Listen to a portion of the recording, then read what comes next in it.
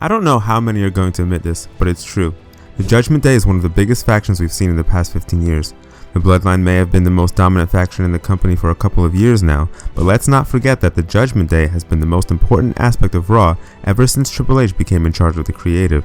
The stable has done wonders for its members, and it's taken them to heights they probably would have never seen had they not joined it. Still, the stable wasn't able to propel every single one of its members up the card.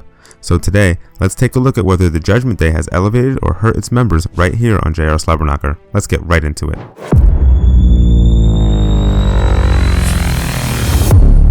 Dominic Mysterio. Elevate. I don't know where Dominic Mysterio would be without the Judgment Day. The dude has literally been elevated as a performer, and the chicken shit heel gimmick has worked out well for him. Being a babyface was getting Dirty Dom nowhere, and he would have never gotten out of the shadow of his legendary father. Turning heel in 2022 has changed Dom for the better. He has improved vastly inside the ring and on the mic.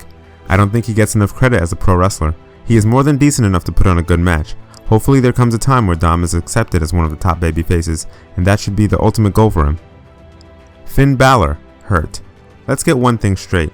We have seen the best version of Balor on the main roster ever since he attacked Edge with Damien and Rhea. Balor has been one of the more consistent performers in the company under Triple H's leadership, and I do believe he should at least have one proper run with the world title in the future. However, the stable hasn't helped Balor in looking like the star he was in NXT. We haven't seen half of the aura Balor had in the black and gold NXT. Even his second run in NXT in 2019 was fantastic, and the Judgment Day hasn't brought Balor back to his former glory. On top of that, big match losses to Seth Rollins and Edge further did damage to Balor. He looked like an idiot the way he lost to Damien Priest at Bad Blood a few months ago. With rumors of Balor getting a bigger push in 2025, it would be nice to see Balor move away from the Judgment Day and showcase his excellence in the best way possible. Damien Priest. Elevate. Damien Priest has become a fan favorite thanks to the Judgment Day. If it wasn't for the stable, I don't think the fans would have noticed how great of a performer Damien is. Damien won the United States title before joining the stable, and I don't think fans remember much of the stuff he did despite having great matches during that reign. The stable put an extra spotlight on the man, and I truly believe we have yet to see the absolute best of Damien. Without the Judgment Day, Damien would have never won the Money in the Bank contract and have one of the most memorable cash-ins in recent memory. His world title run was great, with matches against the likes of Drew McIntyre and Gunther being tremendous. Admit it or not, the Judgment Day changed the Archer of Infamy for good. Rhea Ripley. Elevate. This one's a no-brainer. Rhea has become one of the biggest female performers in the entire world thanks to the Judgment Day. She is booked as one of the most protected female wrestlers of the decade so far, and that won't be changing anytime soon. Rhea was going nowhere before the stable was even a thing. She felt like just another female performer in the women's division, with no objective other than making Charlotte look even stronger than she already was. Rhea became invincible under Triple H's watch, and the woman hasn't looked back ever since.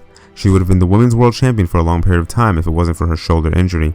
And do I need to explain how great of a performer she is?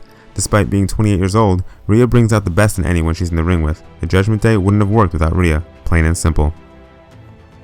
Carlito. Hurt. Who thought Carlito joining the Judgment Day was a great idea? I like Carlito, but he hasn't brought any value to anything he's done ever since he made his proper return in 2023. His stint with the LWO didn't do anything for him or the stable, and he hasn't had a program that could be considered even remotely interesting. Joining the Judgment Day should have brought some relevance to Carlito, but the dude has been booked as nothing more than a comedic goof. He brings nothing to the table, and whatever he does on TV makes the entire stable feel less serious. JD McDonough. Elevate.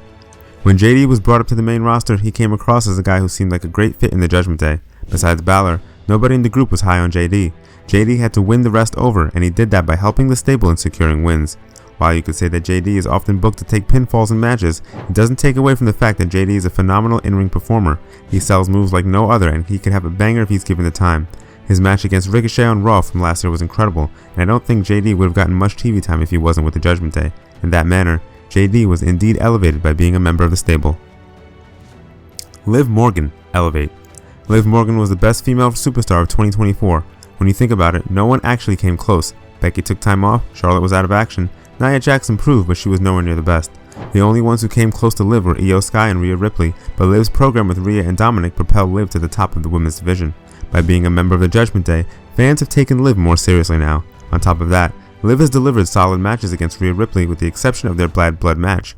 That one was awful enough to bring me to tears. Still, Morgan is in a better place in the women's division as a member of the stable. Raquel Rodriguez. Hurt. People sometimes can be hard on Raquel. I think she's a great talent, and with a better gimmick she can do well.